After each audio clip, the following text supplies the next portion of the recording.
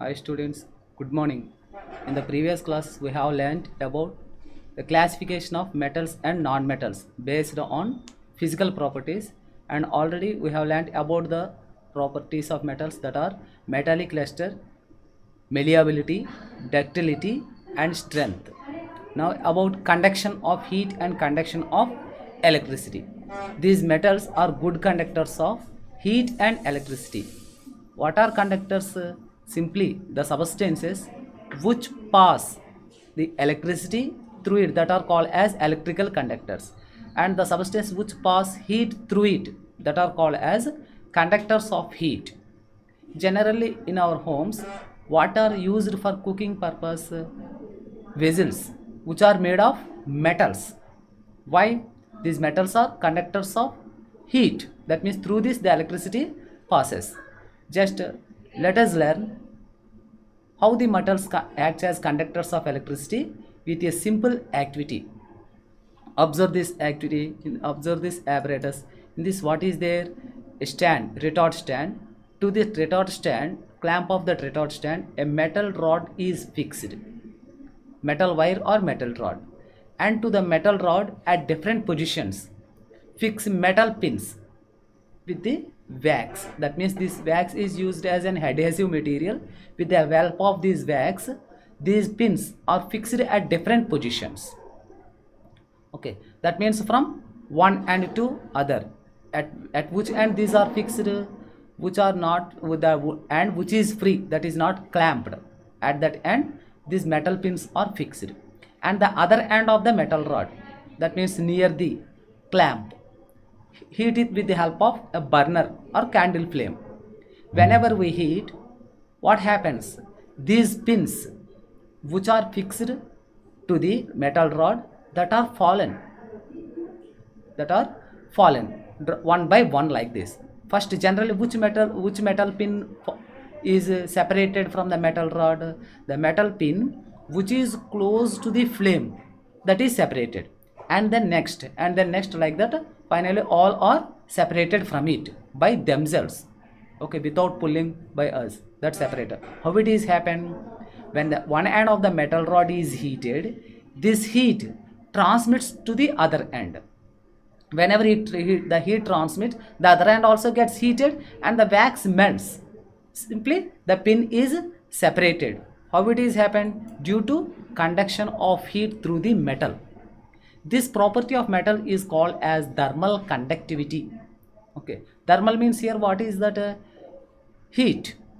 Okay, this heat is transmitted through heat, then it is called conductivity. This thermal conductivity is only for metals. Then what about non-metals? If you take a non-metal, if it is placed in a flame, what happens? Is the heat transmitted? No, it may combusted, or it gets just heated and the heat is not transmitted. That's why as non-metals are non-conductors. Handles of cooking utensils and electrical switches, these are made of non-metals. Okay, how this electrical energy is transmitted? That means for transfer in your lower class you have learnt transmission of heat. Mainly three methods are there. What are that? Conduction, convention, radiation. Conduction, convention, radiation. Through these three methods the heat is transmitted. In this, through the metals, in which way the heat is transmitted? By conduction process. For example, sun's heat reaches to the earth by which method? That is radiation. That means in this, what are the particles or what is the matter present between the sun, that means heat source, and the body to which heat reaches? Some particles are there that are not heated. For example, whenever we stand near a flame, we receive the heat. If a cool wind comes, then again we feel cool. That means the heat between the flame and us is not heated. That is radiation. Okay, next, convention. Convention means the particles of the matter gains energy and they move. For example, when water is boiled, the particles of water at the bottom of the vessel gets heated and the heated particles rises up. Again the particles, cool particles, heated. That is convention. Here by which method the heat is transmitted through the metals? Conduction. How it is happen? During this conduction, that means when a metal is heated, the particles, tiny particles, what we call the tiny particles, that are atoms, these atoms gain energy.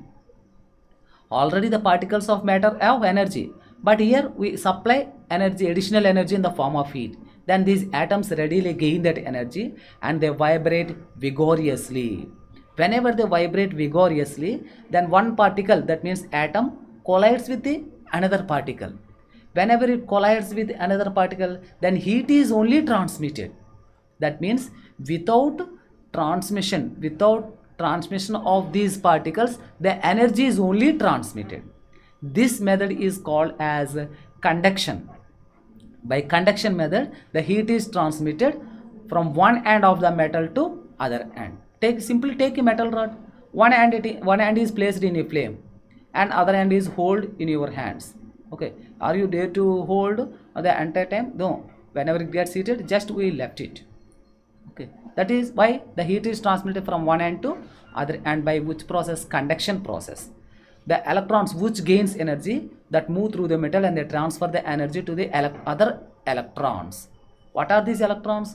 Again, in the atoms, subatomic particles, electrons are there. These electrons can move the metal from one atom to another atom by transferring energy. That means from one end to another end. Like this, the metals act as conductors of electricity. Okay, next, these metals act as conductors, not only conductors of electricity, heat, conductors of electricity also. Then these metals are good conductors of electricity also. That means to transmit or to transfer the electricity from power supplier to power utilizer, say main board in our homes to bulb or fan, okay, that are connected with what? Conductors. Which are these conductors? Means the substances through which the electricity passes. Generally, these conductors are made of which substances? Metals or non-metals? Metals. Let us perform a simple activity. For this, a power supplier battery, power utilizer bulb and connecting wires, say copper wires with insulation, that are taken. One end of the wire is connected to battery positive terminal, okay, and the other end is connected to a switch. From the switch, another copper wire is connected, that are connected to the nodes of the bulb and to the another end of the battery, that means another terminal of the battery. Like that, made a circuit. Simply made a circuit. But in this circuit, observe where A and B are there, that two ends are not directly connected. That means some gap is there between A and B.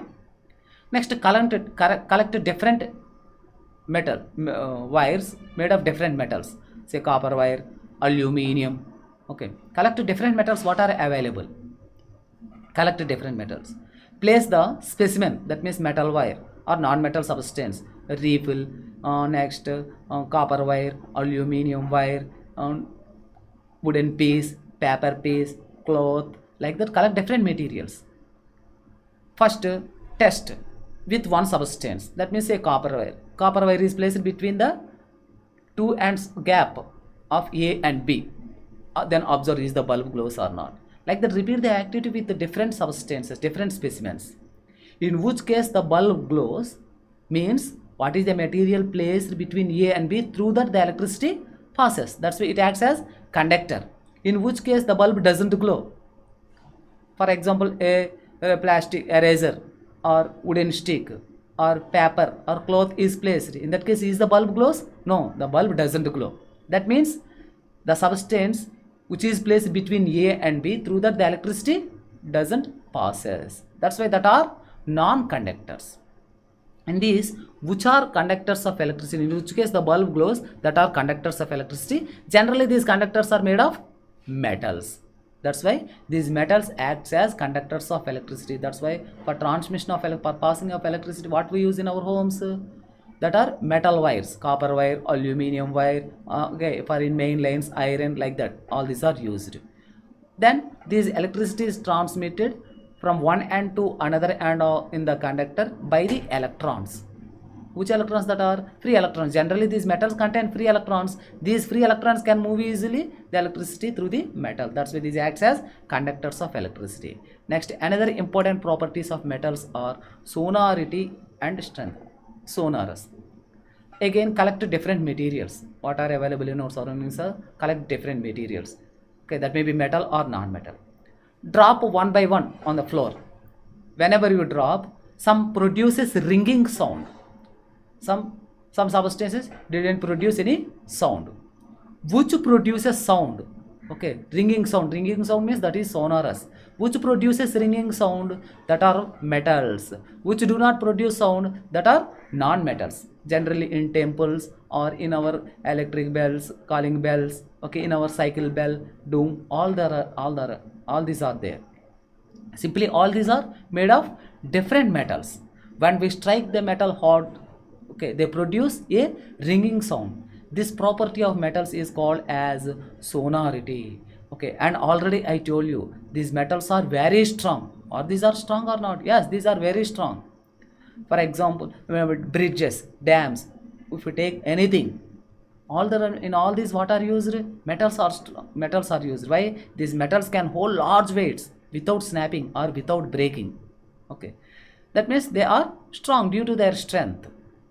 But some of the metals like sodium sodium and potassium are also metals, but these are not strong. Why? If we take sodium or potassium, we can easily cut that sodium and potassium with a knife. These are the main important properties, physical properties of metals. Let us observe what are that again. Metals, the important properties of metals are lustrity. That means metals are lustrous, they appear as glowing. Lustrity, that is. Next, malleability. The metals can be made into thin sheets, that is called as malleability. Next, ductility. The property of metals which can be drawn into thin wires, that is called as ductility. Next, fourth property is conductivity. We know metals are conductors of heat and electricity. Next one is sonority. When any surface is strike, then they produce ringing sound, that is called as sonority. Next, metals are strong. For which elements these properties, and simply that means simply which elements have ductility, sonority, malleability, hardness, electrical conductivity and heat conductivity, these are metals. Which elements do not have these properties? That are non-metals. Okay. In next class we will learn about the physical properties of non-metals. Okay, thank you.